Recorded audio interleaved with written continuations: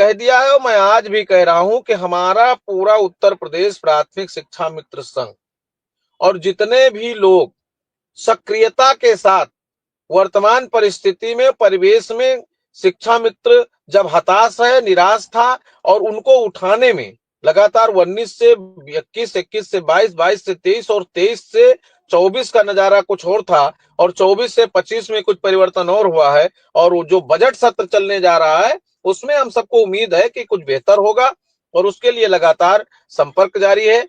2 दिन 3 दिन ये जो इलाहाबाद स्नान चल रहा है, आप देख ही रहे हैं, पूरे चारों तरफ से एकदम एक ही वर्क हो रहा है।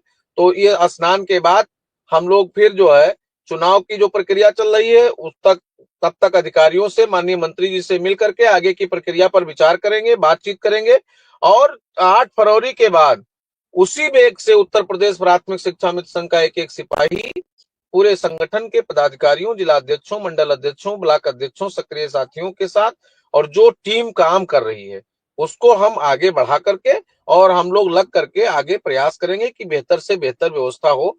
और हमें उम्मीद है कि बजट सत्र में माननीय मुख्यमंत्री जी को कर देना चाहिए, चूंकि माननीय मुख्यमंत्री जी ने कहा था। आज मैं अपने ग्रुप के एक मिश्रा जी, आज अपने संगठन के अपने शिक्षा मित्र साथियों के एक ग्रुप पे मैं कभी कभी देख लेता हूं, पढ़ रहा था तो हमारे 2-3 साथी लिख रहे थे कि अब कुछ नहीं होगा। 1-2 साथियों ने तो व्यक्तिगत रूप से फोन किया, आप किसी के पास मत जाइए।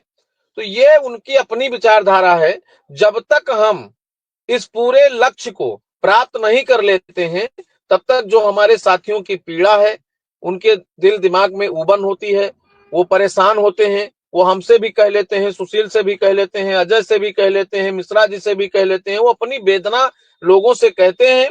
जो फ्रंट पे उनको दिखता है कि ये लोग काम कर रहे हैं उनसे वो अपनी बात कहते हैं और वाजिब जवाब हमारे साथी उनको देते हैं। सभी लोग सकारात्मक दृष्टिकोण से काम कर रहे हैं और निश्चित रूप से ये हमारा अभियान सफल हो और शिक्षा मित्रों के घरों में खुशियां हो और निदेशकों के घरों में खुशियां हो, इसीलिए तो हम लोग काम कर रहे हैं।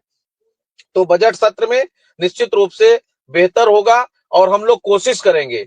अब माननीय मुख्यमंत्री जी से भी मिलने का प्रयास करेंगे और माननीय मुख्यमंत्री जी से मिलेंगे और पुनः अनुरोध करेंगे। लेकिन अभी चूंकि चुनाव है तो इसमें अभी 10 मान लीजिए 8 तारीख तक तो व्यस्तता है और उसमें हम नहीं कह सकते कि हमारी मुलाकात होगी। उसके बाद हम लोग पूरा कोशिश करेंगे, प्रयास करेंगे।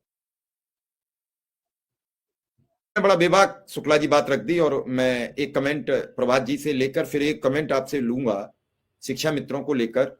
प्रभात जी, क्या मृतक आश्रितों का भी सरकार से कोई मानदेय संबंधी मसला है या फिर नियुक्ति संबंधी है या फिर प्रमोशन संबंधी है?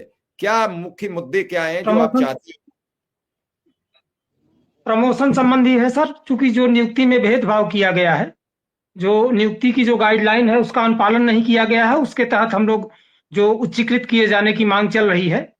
और जहां तक शिक्षा मित्र और निदेशकों के मुद्दे की बात है तो चूंकि मैं भी वरिष्ठ कर्मी हूं, इसी फरवरी में 20 साल पूरे हो जाएंगे, लगातार इस समस्या को और पीड़ा को देखते आया हूं।